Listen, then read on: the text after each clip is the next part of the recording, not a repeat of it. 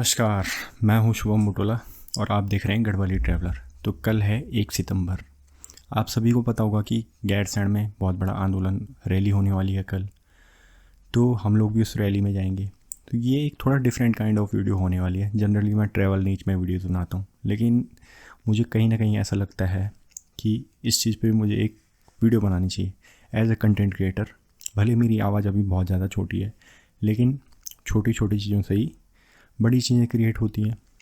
आज के जो यूथ है उनका ध्यान मतलब इस तरफ है नहीं। उनका ध्यान किस तरफ है कि हम लोग अच्छी नौकरी करें, सरकारी नौकरी की, प्राइवेट नौकरी करें और बाहर सेटल हो जाए।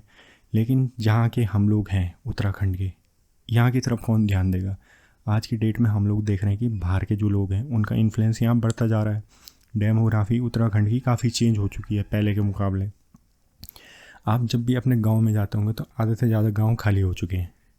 और जो बद्रीनाथ, केदारनाथ, ये सब हमारे 4 धाम वगैरह हैं, तो वहाँ पे जो बड़े बड़े होटल्स और ये सब चीज़ें बनी हुई है सब बाहर वालों की बनी हुई है।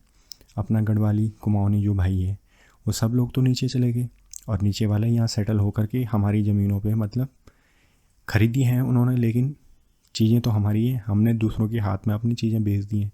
तो कल जो रैली होने वाली है गैरसैंण में, वो होने वाली है मूल निवास 1950 को लेके।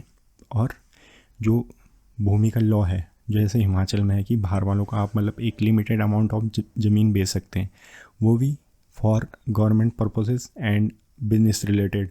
कि अगर कोई कोई बड़ी बिजनेस वगैरह कुछ बिजनेसमैन कोई खोल रहा है तो उसको ज़मीन का एलोकेशन चाहिए। कोई फैक्ट्री सेटअप होने वाली है तो वहाँ आपको रोज़गार भी मिलेगा, क्योंकि फैक्ट्री जहाँ सेटअप होगी तो वहाँ 60% आपको बाय डिफ़ॉल्ट वहाँ के लोगों को रोज़गार देना पड़ेगा। तो उस चीज़ के लिए ये एक बहुत बड़ी महा रैली होने वाली है। तो मैं ये चाहूँगा कि आप ज़्यादा से ज़्यादा उस चीज़ में पहुँचें, हम लोग भी जाएंगे। तो मैं बता दूँ, मैं कंटेंट क्रिएटर के अलावा बजरंग दल का सह संयोजक भी हूँ। आप उसको उपाध्यक्ष की पद भी बोल सकते हैं। जिला कर्णप्रयाग, इसमें ज़िले वैसे नहीं होते जैसे चमोली, रुद्रप्रयाग, ये सब ज़िले नहीं। इसमें जोन के हिसाब से डिवाइड किए जाते हैं विश्व हिंदू परिषद के द्वारा। तो हम लोग भी जाएंगे वहाँ, आवाज़ उठाएंगे। आपके पास जो भी मीडियम है, जो भी सोर्सेज हैं, इट डजेंट मैटर कि आपको वहीं जाना है। आप सोशल मीडिया की पावर का भी यूज़ करके आप अपनी आवाज़ और जो लोग वहाँ जा रहे हैं उनका सपोर्ट कर सकते हैं, क्योंकि आने वाले टाइम में बहुत ज़्यादा डिफ़िकल्टीज़ होने वाली है। क्योंकि जो नई जनरेशन है उनको कोई मतलब नहीं है सोशल वर्क से। और हमको पता है कि उत्तराखंड बनाने में कितना ज़्यादा स्ट्रगल करना पड़ा था, कितने लोग मरे थे, कितने लोगों ने गोलियाँ खाई थी अपने सीने में। तो उनका भी यही मतलब है, उन्होंने हमारे लिए गोलियाँ खाई है, हम आगे वालों के लिए खाएंगे। तो वो चीज़ आपको ध्यान में रख के चलनी है कि आप सोशल मीडिया के थ्रू या फिर ग्राउंड लेवल पे आकर के आप चीज़ों को सपोर्ट करें, क्योंकि हम ही ये वाली जनरेशन है जो कुछ आगे के लिए रिफॉर्म्स ला सकते हैं लाइफ में। जब कभी आप 50 साल बाद पीछे मुड़ को देखोगे ना, और ये चीज़ें आपको रूल रेगुलेशन इम्प्लीमेंट होते हुए देखेंगे, तो आपको ये रिग्रेट नहीं होगा कि हाँ मैं नहीं था उस रैली में। आप ये नहीं बोलोगे। एक लाइफ तो सबको मिलती है, और अगर आपने उसमें भी कोई अच्छा बड़ा काम नहीं किया तो फिर आई डोंट थिंक कि उस लाइफ का कोई महत्व रह जाता है। मैं ये मानता हूँ कि हाँ सभी लोग सक्षम नहीं हो सकते आने में, लेकिन जो लोग आ सकते हैं। मैं यूथ को देखता हूँ, जो यंग जनरेशन है अपने एज लेवल वाले या फिर जो हमसे छोटे हैं, वो क्या करते हैं कि इधर उधर घूमते रहते हैं फालतू।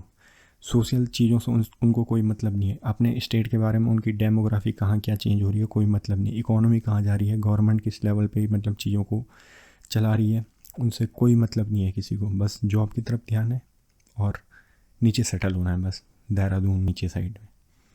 तो गाँव सारे तो ऐसे ही खाली हो चुके हैं। तो मतलब क्या मतलब रह जाएगा इन चीज़ों का? जिन्होंने उत्तराखंड बनाया उन्होंने भी तो कुछ आगे का विज़न देख करके 50 साल का देखा होगा हम लोगों के लिए। तो हम भी आगे वालों के लिए देखेंगे, कुछ ना कुछ छोड़ के तो जाना है। ऐसे एज ए जनरेशन गैप जिसको बोलते हैं, एक जनरेशन गैप होता है 20 साल का। तो 20 साल तक वो जनरेशन आएगी नहीं, क्योंकि जो अभी बच्चा पैदा हुआ वो 20 साल बाद ही उस लेवल पे पहुंच पाएगा कि वो कुछ क्रांति या कुछ वैसी चीज़ें कर सके। तो यही टाइम है कुछ करने का। तो आप सभी को आना है गैरसैंण वाली रैली में, हम लोग भी जाएंगे।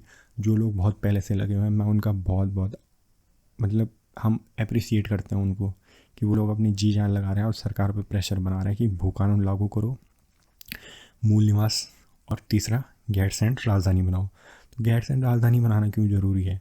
क्योंकि जो भी हमारे काम होते हैं वो हमको सारे देहरादून में करना पड़ता है। डेवलपमेंट पूरा आपको पता है, देहरादून स्मार्ट सिटी बन रही है। अब वो ग्राउंड लेवल पे हमें पता है कि क्या हो रहा है, काम क्या नहीं हो रहा है, उसमें भी बहुत सारा करप्शन हो रहा है। लेकिन अगर गैरसैंण में राजधानी बनती है तो चमोली डिस्ट्रिक्ट वैसे भी बहुत ज़्यादा पिछड़ा इलाका है, तो यहाँ भी डेवलपमेंट होगा, रोज़गार बढ़ेगा इधर। और जितने भी भाई बंधु हमारे बाहर जॉब कर रहे हैं, मजबूरी है क्योंकि यहाँ साधन नहीं है करने का। सबसे बड़ा एक कड़वा सत्य तो मैं यही कहूँगा कि ये है कि रोज़गार के साधन नहीं है लोगों के पास। और लोग फिर एक मेंटलिटी ये भी है यहाँ की कि लोग खुद से रोज़गार क्रिएट नहीं करना चाहते। लोग नौकर बनना चाहते हैं लेकिन मालिक कोई नहीं बनना चाहता। भले आप 10 रुपये कमाएं लेकिन अपने दम पे कमाएं, अपना मालिक है, किसी के अंडर में आपको काम नहीं करना है।